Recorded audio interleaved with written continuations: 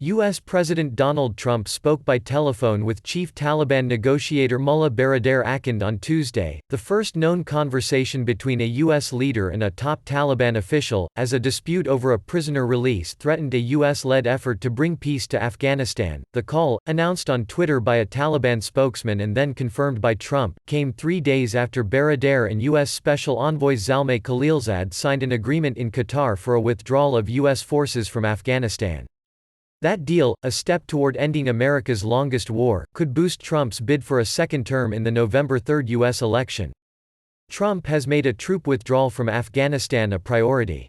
The pact calls for a phased withdrawal of U.S.-led foreign forces if the Taliban keeps its commitments and for the March 10 start of talks between the insurgents and an Afghan delegation on a political settlement to end decades of conflict. But the peace effort quickly hit an obstacle, with Afghan President Ashraf Ghani refusing to implement a part of the accord, to which his government was not a party, providing for the release of up to 5,000 Taliban prisoners. Ghani said the issue should be negotiated, but the Taliban demanded about 5,000 prisoners go free before peace talks begin. In a statement on the 35-minute Trump-Baradar conversation, Taliban spokesman Zabihullah Mujahid suggested Baradar gave no ground on the issue. Baradar said to Trump, and LSQUO, "It is the inherent right of the Afghans that all the points of this agreement are implemented as soon as possible so that peace may come to Afghanistan," Mujahid said.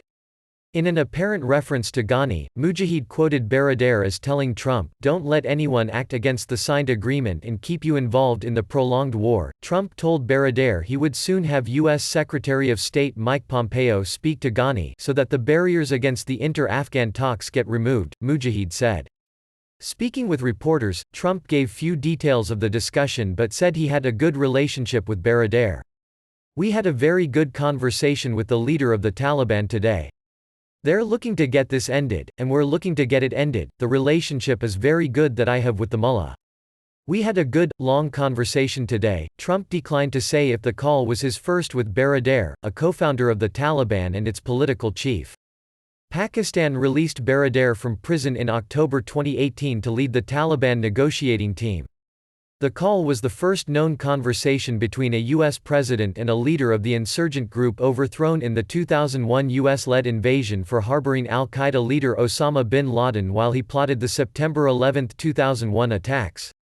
James Dobbins, a former U.S. Special Representative for Afghanistan and Pakistan, said he was confident no prior U.S. president had such contact, which he chalked up to Trump's showmanship, talking to the president, as a major deliverable. Prior administrations would consider this selling oneself cheaply, or selling a considerable asset at considerably below value, said Dobbins, a retired veteran U.S. diplomat.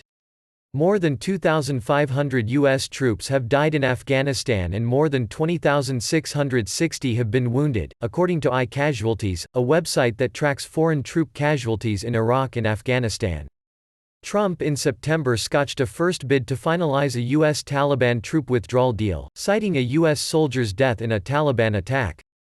Talks resumed in December and the pact was signed on Saturday after a 7-day reduction in violence.